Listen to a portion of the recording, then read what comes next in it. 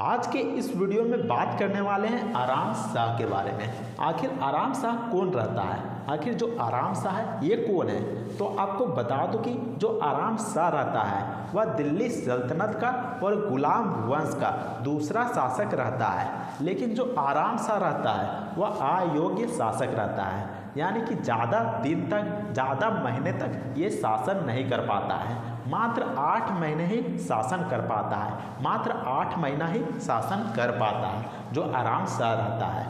और आपको बता दूं कि आखिर दिल्ली सल्तनत की स्थापना कैसे हुई थी, किसके द्वारा किया गया था, और साथ ही साथ गुलाम वंश की स्थापना किसके द्वारा किया गया था।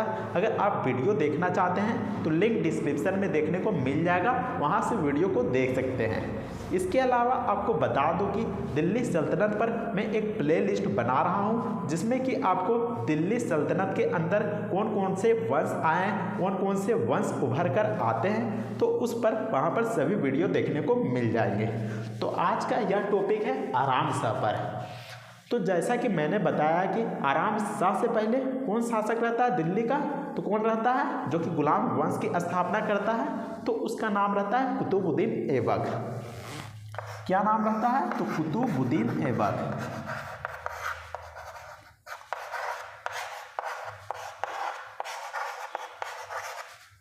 तो उसका नाम रहता है कुतुबुद्दीन ऐबक, और इसी के द्वारा दिल्ली सल्तनत की स्थापना किया जाता है। दिल्ली सल्तनत की स्थापना किया जाता है।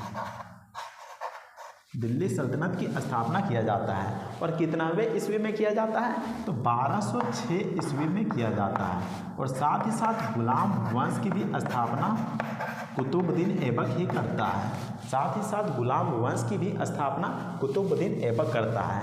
लेकिन जो कुतुबुद्दीन ऐबक की मृत्यु हो जाती है, आकस्मिक मृत्यु हो जाती है, यानी कि अचानक से मृत्यु हो जाती है, तो कब होती है, तो उसकी मृत्यु होती है 1210 ईस्वी में।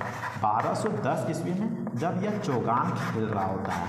चौगान, या फिर बहुत जगह पोलो भी लिखा रहता है, बहुत जगह पोलो भी लिखा रहता है। आखिर चौगान जो कि पोलो एक तरीके का खेल होता है, तो इसमें क्या होता है, तो इसमें व्यक्ति क्या करता है, वह घोड़े में बैठ जाता है और व्यक्ति को एक डंडा दे दिया जाता है, और उस डंडे से बॉल को मारना रहता है। तो इस तरीके का खेल खेल रहा होता है जो कुतुबुद्दीन ऐबक रहता है। लेकिन अचानक से जो कुतुबुद्दीन ऐबक रहता है वह घोड़े से गिर जाता है, जिसके कारण कुतुबुद्दीन ऐबक की मृत्यु हो जाती है। फिर इसके बाद डिसाइड किया जाता है कि आखिर दिल्ली का यहाँ पर सुल्तान कौन बनेगा, दिल्ली सल्तनत का अगला राजा कौन बनेगा। तो उस समय जब यहाँ पर कुतुबुद्दीन ऐबक शासन कर रहा होता है तो लाहौर को राजधानी बनाया जाता है। तो लाहौर के जो तुर्क सरदार रहते हैं, लाहौर के जो तुर्क सरदार रहते हैं, लाहौर के जो तुर्क सरदार रहते हैं, लाहौर के जो तुर्क सरदार रहते हैं वो डिसाइड करते हैं कि आराम शाह को अगला उत्तराधिकारी बनाया जाएगा, यानी कि दिल्ली सल्तनत का गुलाम वंश का दूसरा राजा बनाया जाएगा। तो यहाँ पर डिसाइड किया जाता है, और आराम शाह को यहाँ लाहौर का यानी कि दिल्ली सल्तनत का राजा बना दिया जाता है, जो कि यहाँ पर दूसरा राजा बनता है, दूसरा गुलाम वंश का राजा रहता है। तो आपको ध्यान में रखना है। तो यहाँ पर जो आराम शाह रहता है वो तो राजा बन जाता है, लेकिन जैसा कि नाम इसका हो गया आराम, तो वह आराम ही करता रहता है। यहाँ पर योग्य शासक के रूप में नहीं उभरता है, यानी कि हमेशा ऐश मौज करते रहता है। यहाँ पर जनता पर ध्यान नहीं देता है, कैसे शासन करना है इन सभी चीज़ों पर ध्यान नहीं देते रहता है। यह सिर्फ ऐश मौज करते रहता है, पीने खाने में यहाँ पर ज़्यादा ध्यान देता है। तो जिसके कारण जो दिल्ली के तुर्क सरदार रहता है, जो दिल्ली का तुर्क सरदार रहता है, दिल्ली का तुर्क सरदार,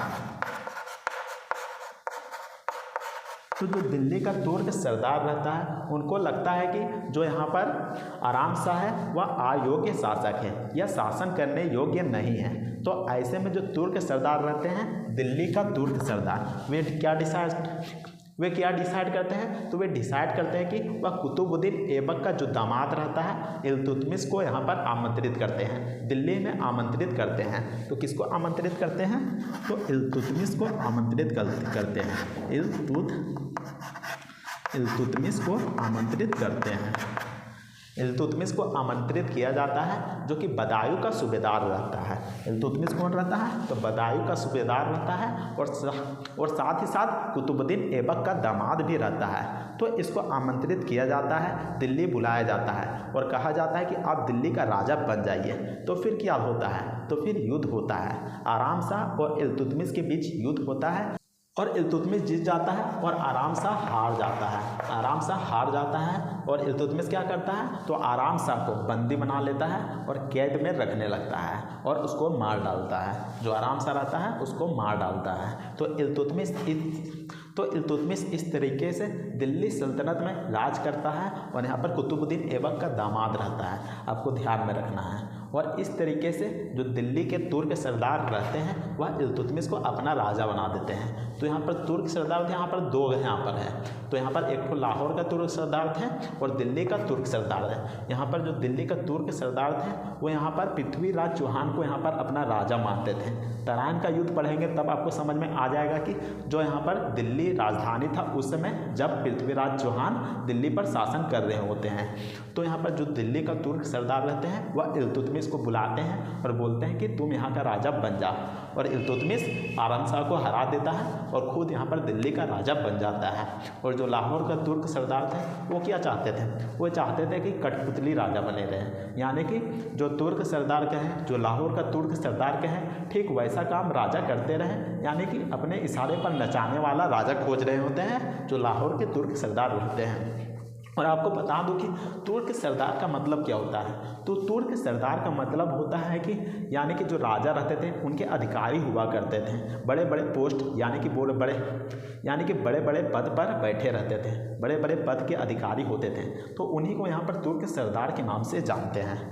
तो उम्मीद करते हैं कि आपको समझ में आया होगा कि आराम शाह जो कि अयोग्य शासक था, शासन करने योग्य नहीं था, जिसके कारण यह मात्र 8 महीने ही शासन करता है, 8 महीना ही शासन कर पाता है और फिर इल्तुतमिश के द्वारा युद्ध में हरा दिया जाता है और बंदी बनाकर मार दिया जाता है। तो समझ में आ गया होगा। फिर यहाँ पर इल्तुतमिश किस तरीके से दिल्ली सल्तनत पर राज करता है, अगले वीडियो में बताऊँगा इल्तुतमिश किस तरीके से दिल्ली सल्तनत पर राज करता है, कौन कौन से कार्य करता है, कौन कौन सी उपलब्धियाँ हासिल करता है, तो नेक्स्ट वीडियो में बताऊँगा।